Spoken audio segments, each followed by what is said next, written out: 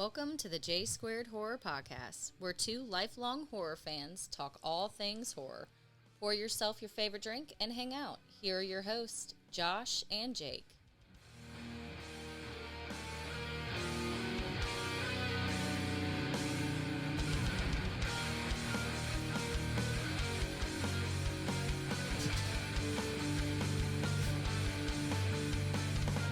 Hey guys, welcome to the J Squared Horror Podcast. I'm Josh. And I'm Jake. And on today's exciting episode, Mr. Jake, what are we going to be discussing? We are discussing 2024's Terrifier 3, directed by Damien Leone. This is the highest grossing, most successful non-rated horror, or just non-rated movie of all time. Congratulations. This movie absolutely killed it in the box office 2 weeks ago. Sorry, we're a little late to the ball game here, but last week we kind of forgot we had a podcast. We're still getting back into the swing of things after our hiatus. We do apologize to everyone. But if you're new to the channel, or if you haven't done yet, Jake, let everybody know where they can find us. As always, you can like and subscribe on YouTube. Please, please, please get that number growing. We're available on Spotify. We are. As well as Apple. That we are. And also Instagram, J Squared Horror Podcast. Link tree in the bio. New episodes every Thursday. Every Thursday, if we can. Two lifelong horror fans decide they want to get together. We like to drink. There we go. And we like to chat about all things horror. As you saw in our most recent episode, what we love to do, one of our biggest, favoriteest things that we get to do, adjectives are escaping me again today, is invite people to be a part of our podcast. Whether that be live and in person like we had Jeff Tarkenton on last time, or you can actually go to our website, www.jsquaredhorrorpodcast.com. You can request an episode, you can request to be on the episode, or you can request trivia at your place of business, anything like that. Go check out the website, see all of our events coming up, see our cute little pictures, all the fun stuff. The website's pretty dope. We'll have some merch available on there once we get it.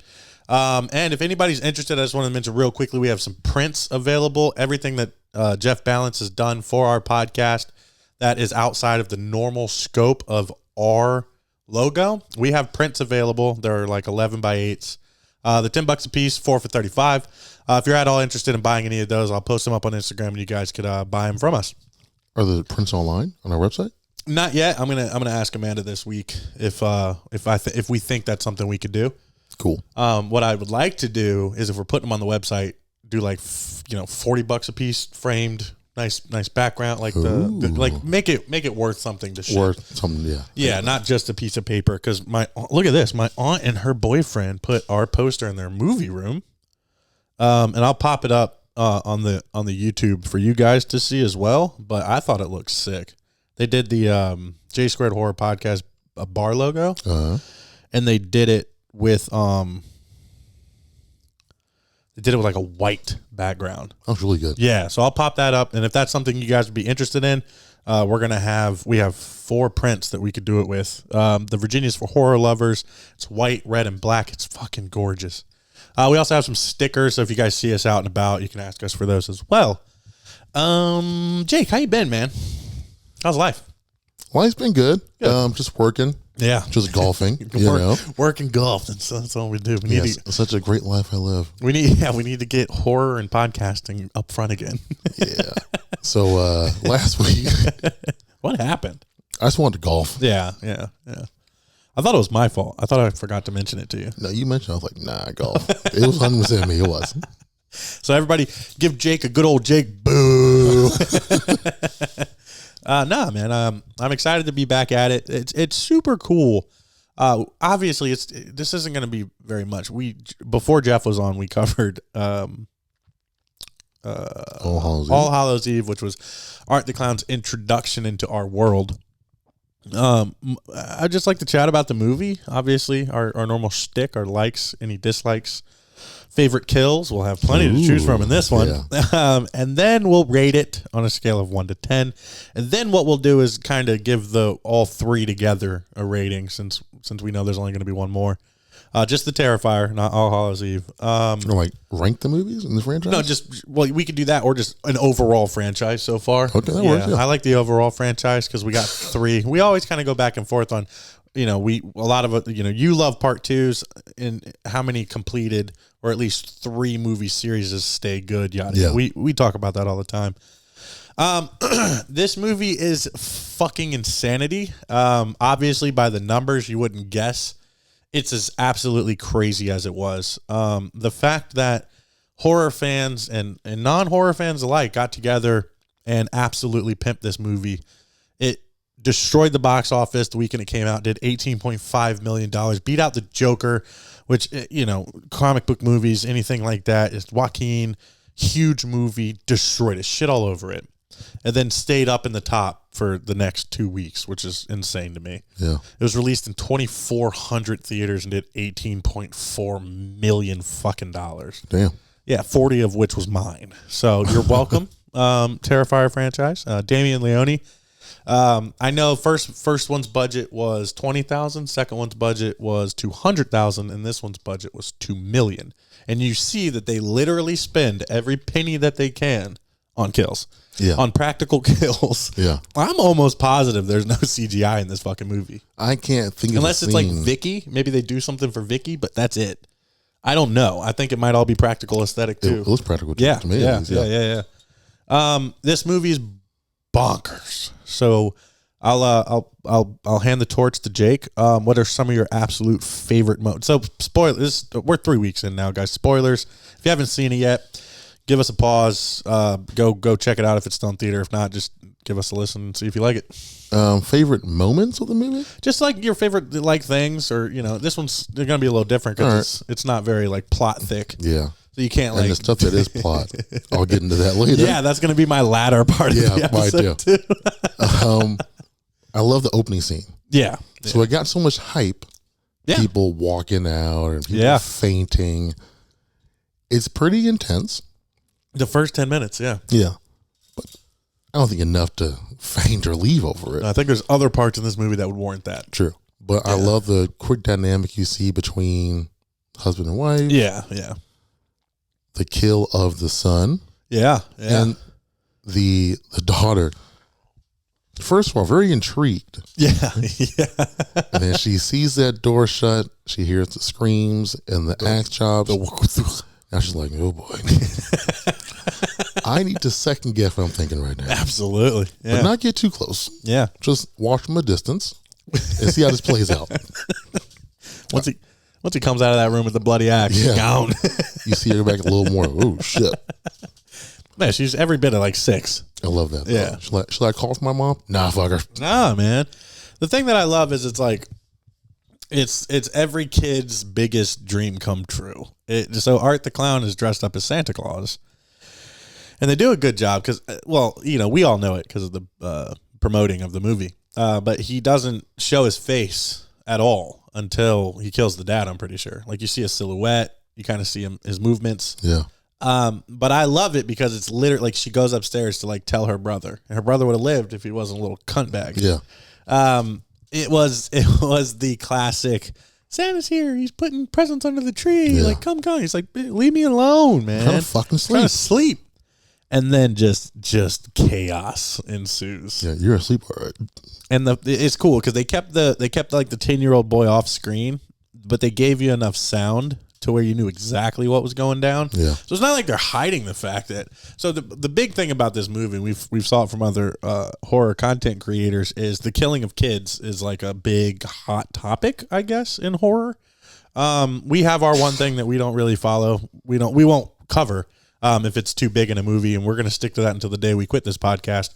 But there are people that say that killing kids is like an unacceptable thing, and I can understand that from a parent standpoint, or like ethically, I guess. Like, I don't know. It's fake.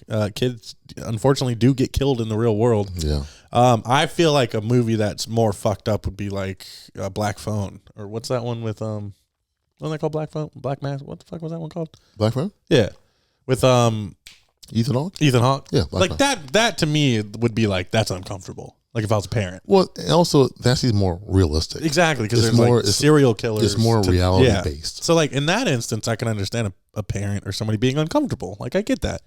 And like it's not like I don't have children in my life that I love. I have cousins, I have nephews, I've had, and it's just like I don't understand this whole like kids are gonna die. Let's be careful and not do it. And the first fucking kill in this movie, is a kid. It's off screen, but it's who's in that room, and you know what's happening by the sounds.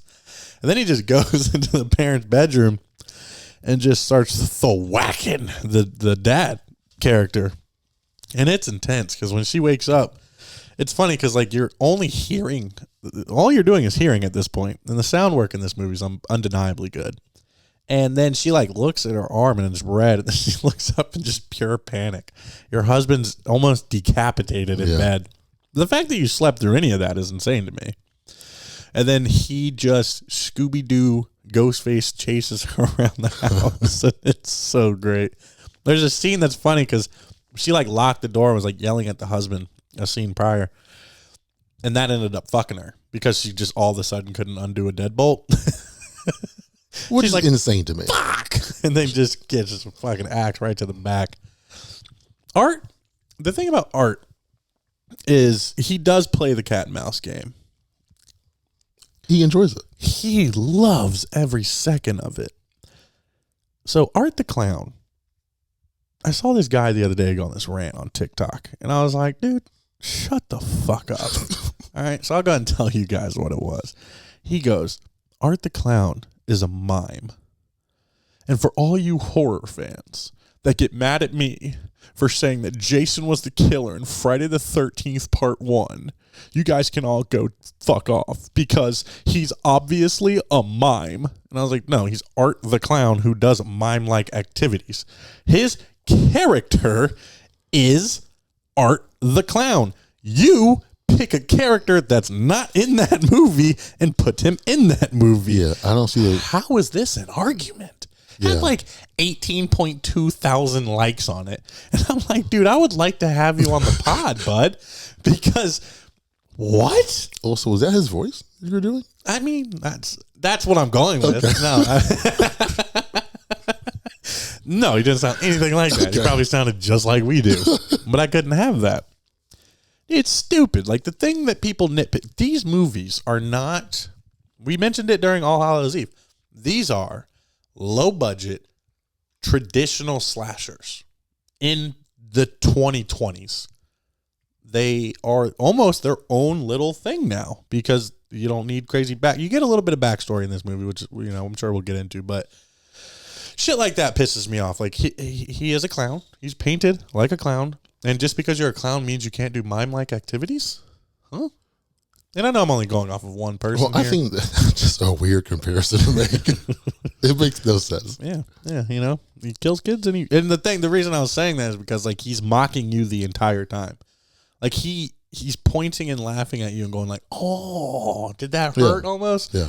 And I swear to God, if Art ever speaks, it'll ruin this entire franchise for me. I agree. Yeah. I think a lot of us are on that boat now. We're three fucking movies, and we got close this time. There was a part where he opens his mouth and Vicky like grunts, and I was like, "Oh hell no!" But it cut to her real quick, and she was the one making the noise, and I was like, "All right, we almost had a moment." I was about to walk out this bitch.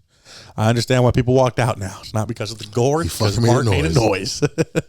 But no, I love the opening sequence, dude. I don't think even when he just like stabbed or like he's just like, yeah, he's just like bummed. Yeah, there's no noise that comes out. No, and he like love that super like drop his entire body when he gets hurt. And I'm sure it hurts because we find out that he is a serial killer possessed by a demon. Art the Clown was a serial killer. Outside of this, he killed people. That's true. Yeah. But he was so evil that a demon used him as a vessel. Now they don't go like super heavy into this, thankfully, but they probably will in Part 4. I think so. Unfortunately, give you a full backstory. I think Part 4 is going to be the worst. I'm hoping not, but if these three are this good, I'm thinking Part 4 is going to suck. Yeah, if it trends like most horror does, but maybe Damien Leone, he's a real one. He's one of us. He's big '80s gore fan. trying to push the envelope, is stuck completely independent this whole time, said F you to big Hollywood, and keeps putting out some crazy-ass movies. Yeah, maybe he'll say, fuck the backstory. I hope so. Yeah. Also, fuck this subplot. End it in part 4. Yeah. Give me a complete ending to that. Yeah, yeah. I think it led up pretty well at the end of this one. We'll see, hopefully. I gotta say, one of my other favorite parts was when you find out how Santa's costume, how he gets Santa's costume. Oh, yeah. I love this shit. So Art the Clown's walking past a bar. It's like a Jerry's. Yeah. Super small little podunk little bar. Yeah. He peeps in the window and has the biggest elf moment of any horror icon of all time. He is giddy as fuck. Pointing at him. Pointing at this little and he's like this. Like he's super giddy and excited about, he's like waving his hands. He's like super whimsical and funny. And he's like legitimately seems purely like he's being a kid. Like this is the human side of Art the Clown that's like, holy fucking shit, this is Santa. Yeah. Like maybe he was a big Santa Claus fan. Who knows? Could have been. Then you get this whole interaction with these 3 people in a bar, one dressed as Santa Claus. That other guy, he's been in a shit ton of horror movies. He's been in so many. I can never remember his name. Could never place him. And then the bartender that who's 100% when that bartender, anti-art. yeah, when that bartender said something and Art cut eyes, that shit's insane, dude. Like his David Howard Thornton's facial acting is it is, yeah, it's the best. It's amazing. The fact that he has a full prosthetic on that face. I can still move it that much. I give the art department a huge credit for that, because it's like the eyes, the cheeks, the teeth, like everything works very well.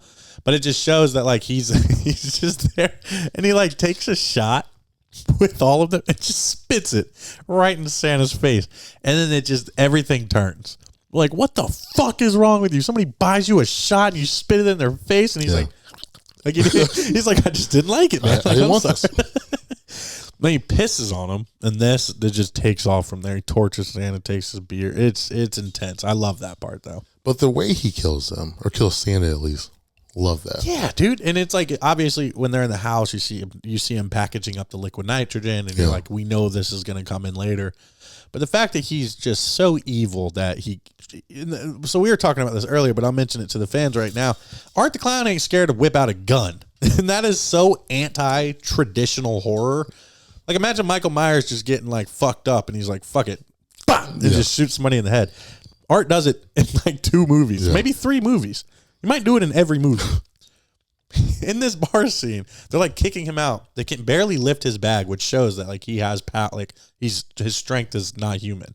Little details like that you can pick up on throughout the movie that show that Art is no longer human. Yeah, he pulls a guy's head off. Yeah. And that's right. The cop at the beginning. Also, shout out to Chris Jericho real quick. I know you're a wrestling fan. Yeah. He was in 2 movies. It took everything in me. Yeah. To not shout out Walls of Jericho. Let's circle back. Let's circle back to that real quick. So he ties Santa to a chair and is just liquid nitrogen parts of his body and hitting it with a hammer. Yeah. So you would feel that 1,000%. And then he liquid nitrogen and this is one of the coolest visually like face beats I've ever seen, where he's just chunks of his face are coming out and bleed, but his eyes are still there. Yeah. And he's just like in pain, and then he just rips off his whole fucking beard so like he could have, because he's the guy even joked, because he like pulled on his beard earlier in the movie, and he was like, you're not the real Santa without a real beard. Yeah. So that was just leading up to this torture scene where he rips off the guy's beard. Which I love that is things he hears people say to him. He like uses it right before they're at the point of death. Yeah. We'll get to that later. Yeah, we'll get to that too. Yeah. But I also love that, like, when he's getting thrown out of the bar and he's like, fuck it, just shoots a guy in the fucking neck and shoots another guy in the head. Just gets them out of the way. He wasn't there to torture them. Yeah. He just wanted them out of his way. Yeah. Then he had his fucking day with Santa Claus. But so Chris Jericho. So I found out, I'm pretty sure it was him saying this, maybe on a podcast or something. But originally in part 2, they were supposed to have more of that. So because of COVID and like issues and stuff, they didn't have the opportunity to finish it, so they just carried it on to the third movie. Really? It's like Damian Leone wasn't going to leave anybody out of their roles almost. Good. It was like, and it's like I remember sitting in the seat and I saw him and I was like, fuck, I thought that was Chris Jericho, but that is fucking Chris Jericho. Yeah. He is fucked up. Yeah. Man, just headless Art and if I'm a celebrity, Victoria. that's how I want to go. Yeah, I want to be. I would Give me love a super gory scene. absolutely, and that's what I love about this movie. Is it's like people, like cool people, were like cameoed as nobodies. I don't want to get shot in the fucking neck. And die. No. But I do love that Chris Jericho went out in this movie. He's just mad as shit because his buddy was pooping. Hey man, come down here, man. Shit's going down. I'm taking a shit. Now if he was pooping at home, maybe he would have lived. Oh wow. Just saying. There you go. Control your bowels, people. Sometimes you got poo at work, dude. I don't know about that. You know about Denny's. Well, I don't work at Denny's, so that's fine. I'll be blowing it up at work. What else? What else you got? What other scenes did you enjoy? There's so many. I just end up talking about the whole fucking movie. So I loved the true crime podcasters. Yeah. I enjoyed that being sprinkled in there. I did too. Which we're haters. 100%. We could say that now. Yeah. We're no longer affiliated with any networks. Fuck True Crime a True Crime Podcast. podcast, dude. You guys are all the same. And it shows in this fucking movie exactly who y'all are. Which is ironic because I'd smack Jake a couple times where we are hearing ourselves from that girl. And we're just like do what it takes. I don't care who I'm pissing off. I want them on this show. I don't care. I don't care that you couldn't get over it in 5. We've said that on this podcast. 5 years, you don't think you'd be over it? Yeah. We said it during Devil. Yeah. We literally said those exact words. Imagine us being a true crime podcast. A detective's whole family got killed in a DUI car crash. We're like 5 fucking years, dude. Can't get over it? Can't get over it. We are just as bad as she is, dude. I emailed her to come on the show. Did you? Yeah, didn't hear back, of course. One day. I did email her. I thought about the True Crime Podcasters in Halloween 2018. Yeah, they were like over the top. They're like old school podcasters. She would have grown up to be them. Yeah, no, she would have grown up to be him. The really cute redhead didn't deserve the Who way she also went had out. to poop.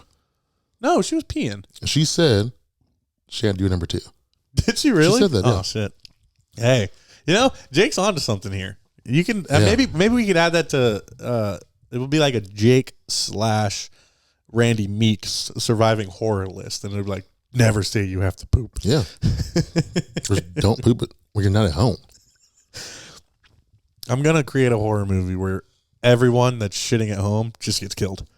Like that's the killer's MO. I'll be the first one dead then. All right, I'm gonna redo my entire movie now. It's just that home poop killer. Hey man. Yeah, no, I like that. I really like the way she went out because once again, Art the Clown is debaucherous. Now that scene leading up to it, right before, Some of the where he's greatest on humor the outside, yeah.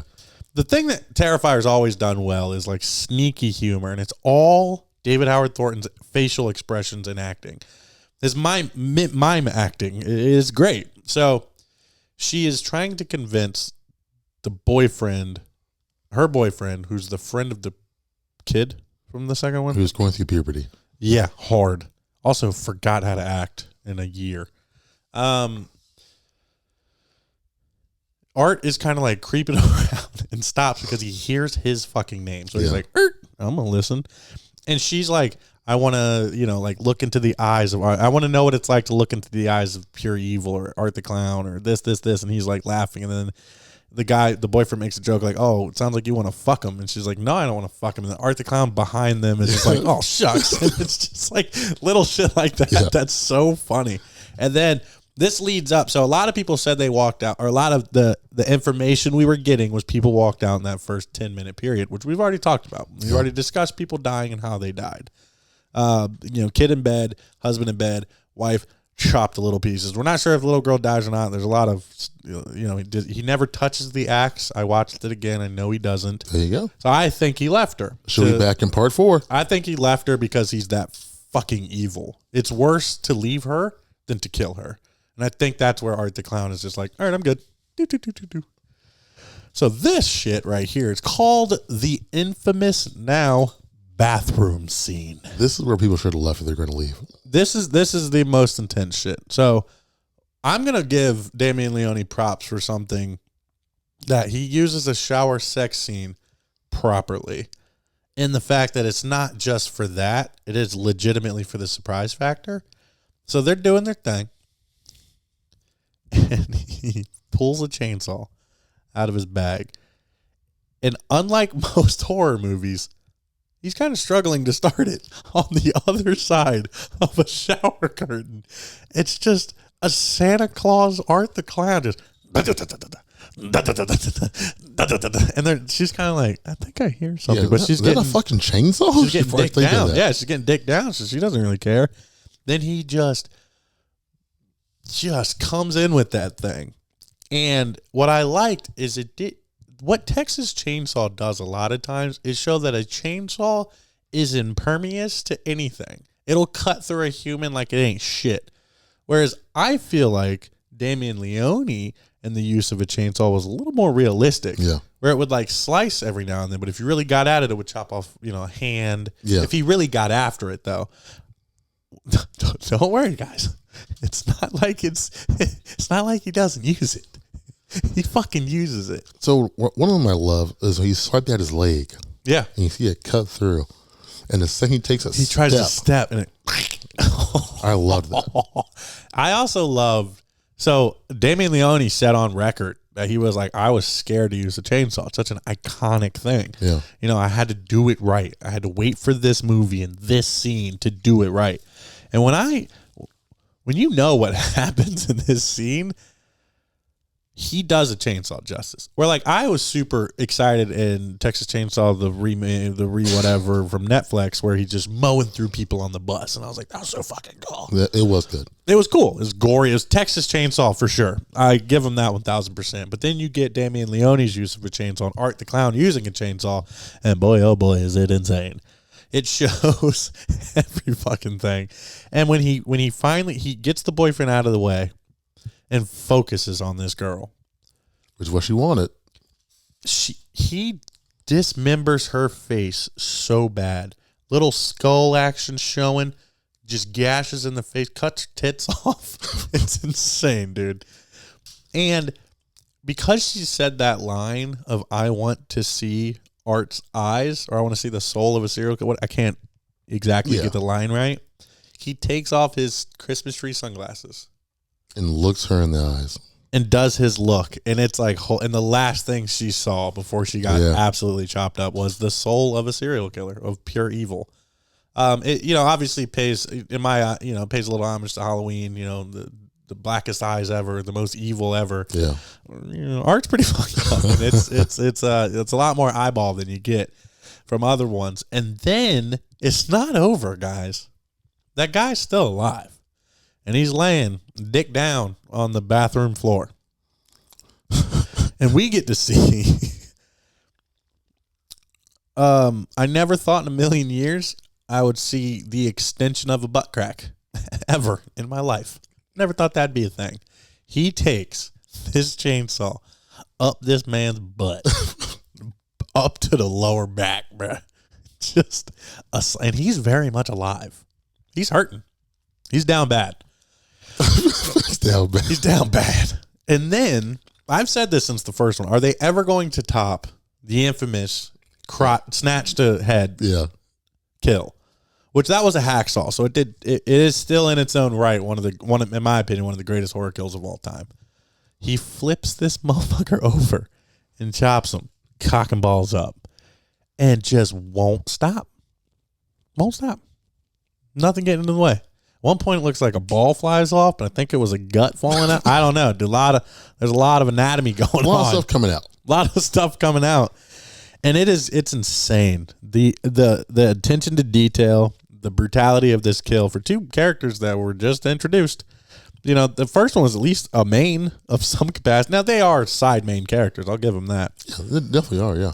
But it's just intense, man. And then you get a blood snow angel from Art the Clown because he's exhausted, and which is hilarious. He's like looks at he smells the foot. And he's like ew, and like throws. It's like what the fuck?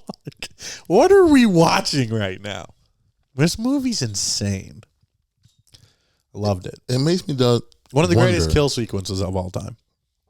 Doesn't it make me wonder what art was like prior to being. Yeah, how brutal was he? Yeah. I feel like probably the same. Very equivalent. I just don't think he had the strength to pull off some of it. Yeah. But yeah. It's great. It is, like I said, it is one of the greatest kill sequences of all time. Yeah, the kills were great. This whole plot thing. Yeah, I don't care for the actual story of Terrifier. Yeah, I don't understand. First of all, what is Terrifier?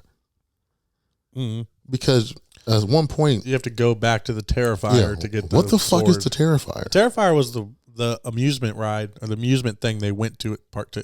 That's called Terrifier. I think that's where he killed kids. I think Art the Clown lured kids in there and killed them there. So that's like his, other than that creepy house. Okay. Which. So in part 1, we don't know that. No, part one, he is actively a serial killer. So he's Art the Clown. Alive. Yeah. Art the Clown. Yeah. Okay. It's not until he comes back in part 2 that we know that he can do what he died. Okay. But that the demon had possessed him at some point in the movie, I guess. Brought him back. He when he offs himself, that he was caught. He was done. They finally caught the clown. Okay. So in part 2, you realize, he's impervious to death because he blew his brains out, popped up in the body bag, killed the morticians and all that stuff. And then goes on that tangent in 2. Now, I don't understand how the dad knows about this, how the girl's got a magical... I didn't like this in part 2. Yeah, that's what makes no sense to me. It's something to give it something, I guess. And he's super into... So I didn't pick this. So I took my mom to see it after we all saw it. And my mom's a little religious. She's a Christian. Okay. And I did not pick up on the anti-Christian sentiment. That's right. You told me that. In this. Obviously, being a Christmas-based horror movie... there's like crucified bodies. There's just shots at all of it, honestly, and it's funny. But I think he's trying to play. He likes a lot of mythical, like Damien Leone himself. He's doing it for himself. Yeah. So he likes certain shit, like the mystery of like good versus evil. That's all. That's what it's truly about. What it's about is the goodest of good versus the most evil. Okay. They make it sound like the dad drew Art the Clown or some shit. Yeah. And brought him to life. No, I think that... And now he can draw a sword that can defeat him. I think that the dad was obsessed with that serial killer and then created his own like thing. But that's weird too. Because also in this movie, you get the Virgin Mary with the demon that she's forcing to create this sword. He's created, so there's a whole nother level of like religious aspects to the final of this. All right. I've tried to listen to a couple things on it. It's way above my pay grade. Yeah. I like Art the Clown. I love Terrifier movies. I can handle the bullshit plot line because I get everything else that I get in mass quantities. If you got one of these kills per movie and it's the same movies, I'm sorry. I love it. I love the slasher. It's kind of like it's like Halloween with the Cult of Thorn. You know, it's like we may not have fucked with it, but they did it for a reason. Sure. Kind of this. I'm feeling like it's kind of going in a religious based aspect. Well, now that we're so heavy into it, we're in there now. I got to know in part 4. Yeah, which is he said it's the final. Those are Damien Leone said the 4th and final. But I feel like finding out about it, I don't know. It could ruin the entire franchise, or at least part 4 for sure. Yeah, well, yeah, the movies will stand alone, but as far as a completed series, it could potentially, like I said, the end of movies, the last one of the franchise could fuck it all up. But at the same time, it's like you can still watch them and enjoy them, like all the other hundreds of thousands of horror movies that are in series that we can pluck and pull out. Yeah, I'll watch all times. a certain one of them. Then like you said, if you like this one, watch that one, and you can fuck the rest off. Yeah. We're gonna go see it on opening night again, of course. Sure, but I feel like because of the end of this movie too, it's very heavy on the action. We got another battle. Victoria finally gets killed. And the demon kind of shows itself and creates a fucking portal that the little girl falls down. And now you realize that not only does Art the Clown have like self-healing powers, but now the main girl does. Laura. Yeah. Laura has it. So something with the sword and the armor. That's cool. Yeah. I didn't care for it. You know, why'd you grab the sharp end of a sword to try to save a kid when there's like chairs and shit lying around? Don't know. I did enjoy some of that. So there's this part. So there's this other kill sequence that happens that's just amazing. It's the aunt. This is one of the not talked about parts for some reason. It's called the rat scene, I'm pretty sure, where he takes a glass tube or I think it's glass, shoves it in her mouth. It's not good enough. It's not in there far enough. Yeah. Takes a rubber mallet, starts bashing, and you see her like jaw or her cheeks start to split. She's very much alive. And you've seen the use of rats throughout this movie. Art doesn't fuck with them. He hates them. He fucking hates those rats. And he uses a blowtorch, puts the rat in the tube, and this is actually, I don't know what movie it was in a movie where they did something similar where they tied a rat cage to someone's stomach and it chewed in. It might have been a saw or something. But if you burn the ass of a rat, it won't stop. It's going to go to where it needs to go as a survival thing. That's right. And they're laying down like a church or on the floor or something. There's another movie that's in. Yeah. But it's way more intricate than this. But it's a paid homage to whatever that movie is. I couldn't name it. But they do that. They force like 3 rats down her throat. She's still alive, and then they slit her fucking throat and the rats fall out. And then Art's just in the background stomping them. It's like, what? You have served your purpose. And before that, there's this great break of tension where Art's like walking back and forth and just keeps smacking the piss out of Laura. Is her name Laura? I don't know. I can't think of her name. The main heroine just keeps smacking the piss out of the back of her head every time he walks past. And so this is the first time in a long time we've been in a sold-out theater. There wasn't a single seat available the night. We went on the Sunday after it came out, which is crazy to me. And everybody's giggling. It broke the tension well. Nobody walked out during ours. Caleb Jones, who's been on the podcast, said that 2 people walked out when he went and saw it. Really? Yep. So that's cool to know that locally people were walking out. He saw it, and it was after we saw it. He saw it like Tuesday or Wednesday after we saw it. Interesting. I wanted people to walk out while we were in there. Just I did too. Roast the shit out of them, but didn't happen. I'm sure there's one person in there you wish would have walked out. We ain't got, no, that's fine. Let that lie where it is. Yeah, I kind of wish I would have. I was thinking that the whole time. Yeah. All right, you blow, motherfucker. Still there. He seems uncomfortable again. You can't handle it. Did you get uncomfortable in any parts of this movie? No. I did. Really? I did. What part was that? Santa Mall Santa. Really? I was shocked. So we had mentioned the use of... Well, I do remember after it happened, we looked at each other. Yeah. I do remember that. And then I readjusted and said, whew. So there's a scene in this movie that I feel like it did push the envelope a little bit. I honestly feel like out of all the kills I've ever seen in the Terrifier movie, this is the only one that will make me uncomfortable and will make it to where people cannot watch this movie. Art the Clown is dressed up as Santa Claus throughout this movie and gets to the mall. He's wearing a fake Santa Claus mask, and there is a Santa Claus doing what Santa Clauses do in December. The Santa Claus needs to go on break. They all go to break. The kids are still waiting in line to get their pictures with Santa when they come back. So Art the Clown takes this as an opportunity to go give gifts to the youth of this town. He's loving it. Has a bag. He's having a great time. He's all giddy and excited. One girl sees him, hands her a doll, and you're like, oh shit, that's a legitimate toy. Yeah. Art is hilarious. This is awesome. Yeah. So then all the kids bum rush and start grabbing shit out of the bag. Art's all, whimsical and stuff. And then they realize, like, the little elf guy's like, that's not our Santa. Security guard starts throwing him out. Typically what would happen in that instance, what you would guess, is that because that security guard is being a dick to Art the Clown, that security guard is going to get got by Art the Clown. By every movie we've watched.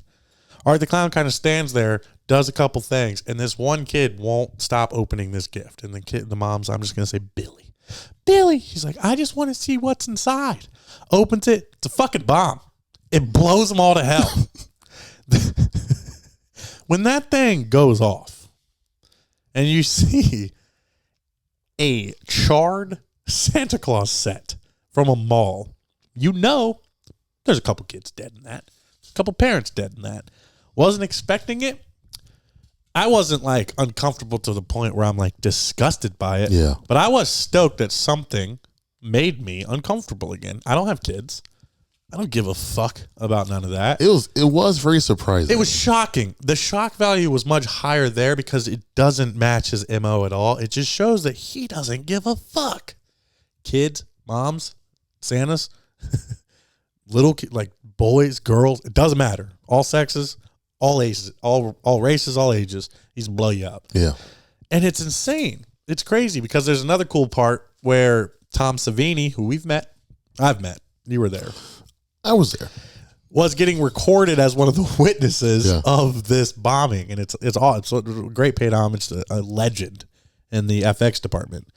That was the only part that really I literally we looked at each other. I waited for you to look away, and I said, "Whew." I'm sure the girls dressed as Art the Clown next to me. I'm like, look what you guys are idolizing right now. Okay, I'm sure they were loving it. While your kids are at home with babysitters. All right, these kids are getting blown up. It is interesting because I've only seen that for like Scream. Yeah, people dressed up in the girls and stuff are obsessed with Art the Clown. Yeah, I don't know. There's like this TikTok trend where it's like, the Goo Goo Muck song by the Cramps that they did on Wednesday. Yeah, it's like dun, dun, dun, dun. They're like it's all text, but the girls are like running away. It's like when you're getting chased by a serial killer, but then you find out it's Art the Clown, and then they stop and like get on their, they like put their hair up in a ponytail or like turn around all seductively, and I'm like, I don't kill people. I'm still single, bro. Like, what the fuck is going on? I'll dress up, role play. I'm here for, but it's just like, what the fuck, man? Yeah, they have their sunflower sunglasses on. Dude, everywhere. They were girls have them tattooed on them, and it's just like. I got it. And it's once again to this true crime shit. They all love that shit too. What is it, women? What? Yeah, comment down below. Is it? Why do y'all get obsessed with the most fucked up killers or the most irrelevant horror icon of all time, like Ghostface? But what is it? With that being said, it is pretty cool to know we're living through I'm telling that's horror icon. When I was saying that during All Hallows Eve, I was like getting giddy again. Yeah. I talked to somebody literally today about it. I was like going on, and I had to apologize to her. She's a girl at a coffee shop that was talking to me for a second while I made a delivery. I was just like going on and on and on and on about low budget and iconic. I've never gotten to live to a current modern slasher. Now we are. We're doing it. And like, I'm going to have Art the Clown tattooed on me, but I also have others. I'm not just the main guy. I did get Ghostface because it looked cool on my elbow. Who am I to judge? The only reason I got mine is because it's on my elbow and nothing else would work in that area as well as Ghostface did. All right. So the dislikes for us, I would say, is the actual plot. Yeah. Terrifier. The plot of the movie, yeah. Yeah, I don't get it. I don't care to know it. We're going to know it. But I don't really, I necessarily don't give a fuck about the outcome as long as it's not some crazy, I kind of just want everybody to die. I don't want a final girl. Yeah, I feel like it's going to get crazy. And you're going to get a final girl. Yeah, I don't want to. I feel like she's not really that great a final girl anyway. The acting in this movies are not good. They're not. But that's not what you want. I will say the dad character, he was good. The uncle? Yeah. Yeah, the uncle was great. He was good. Off-screen kill didn't like it. Oh, and also the brother guy might have died? We're not sure. Also a boo. That's him. No. Well, you threw some glasses on, so it may not be him. Glasses on. That could have been a kid's head from the bombing. We don't know. True. We did say, first they said it was the little girl. Yeah. Wasn't her. Now it's your brother. Could be. Yeah, because he has glasses. He fell asleep. He could have murked up out of there. Yeah. So also, Damien Leone hasn't off-screen killed any mains in any of the other movies. Well, I guess what they're portraying is when the uncle. Yeah, when the uncle got. When the uncle got, well, like we said, the voice on the phone. Yeah, that wasn't him. Victoria, yeah. How else would she have gotten his phone? Because he ran. He survived him once. I really don't think you're going to off-screen that. I think he's going to come back and be part of how they all make it. You think so? Yeah. Okay. Yeah, that's my guess. All right, so for the movie, on a scale from 1 to 10, what do you rank Terrifier 3? On a scale from 1 to 10, Terrifier 3 is an 8.5. Nice. That's a good rating. Yeah, the plot should bring it down for me. Yeah. I'm going to go 9. Okay. Yeah, I like it a lot. It would be a lot higher if I enjoyed the little subplot there, but I don't. All right. So as an entire 1 through 3, where does this fall as a horror trilogy? Because we don't have anything else yet. We don't have a 4th yet. Oh, that's a very good question. Taking into account 1, 2, and 3, I'm saying 8. Yeah. Yeah, I'm right there with you. Yeah. Yeah. It's great. Hasn't deterred from the original too much, and has its own little sub storyline that I guess some people are getting something out of, which is cool. But yeah, I love it, dude. All right, fuck it, real quick. 1, 2, 3. What do you rank them? Terrifier, Terrifier 2, Terrifier 3. Oh, let's see. Overall movie, gore factor, what? Just overall. Just overall, your experiences with each. I'm gonna say 1. Yep. 3. Yep. And then 2. I 100% agree with you. Yeah. 1 is just iconic. Yeah. It's the lowest budget, stood the test of time, did great, but 3 is amazing. 2 is fine. 2 is great. But it's just not bad. 3 just did so much more. 3 is just better than 2. Yeah. Better kill. Way more kills. They had 1 iconic kill in 2. But yeah, I enjoyed the fuck out of it. I loved going to see it. I love everybody's, enjoyment of it. We're not the only ones, obviously. This many people have gone to see it. If you were uncomfortable, upset, loved it, hated it, comment down below. Comment on YouTube. Comment on Instagram. You can actually comment on Spotify. You can comment anywhere. You can email us, jsquaredhorrorpodcast@gmail.com. Go to our website, www.jsquaredhorrorpodcast.com. And you can let us know what you felt about Terrifier 3 or any of the Terrifier movies. We did cover part 1 a while ago. If you want to listen to that one, that'd be cool. No idea what we're covering next week. As soon as we know, we will let you guys know. As always, a humongous shout out to Jeff Balance, our graphic designer. As you heard me mention already, we have some prints available that he did. Anything you see between us on YouTube or any of our social media icons are done by Jeff Balance. If you need graphic design work done, contact us. We will get you in contact with Mr. Balance. A huge shout out to Lucky Riggs, who does our intro and our outro music. We love it. Fits the podcast well. He sent me a funny video last night, 11:30 at night. I was about tucking to bed. Sends me a message on Facebook. It's like, your golf game. And I opened it. And it's a putt getting lipped out and a middle finger coming out. I was like, you fuck. You just hear my stories and how shitty I am at golf. It's factual, though. Huge shout out to Lucky Riggs. We love him. He does great work. Huge shout out to Mr. Jake Devine for being the world's greatest host, friend, and podcast partner, a guy I could ask for. Jake, is there anything that we missed or you wanted to mention on the episode before we sign off for the week? Nothing I can think of, except for today's going to be a great day of golf. It's going to be a great day of golf. We're going to golf 39 today on the front 9. 39 today. 39. Front 9. We'll let you guys know next week what we golfed. We're going to add that to the podcast too. For all you OGs that make it to the 45-minute mark. This, ladies and gentlemen, is the J Squared Horror Podcast. My name's Josh. And I'm Jake. You guys have a great week, and always remember, it's hip to be squared.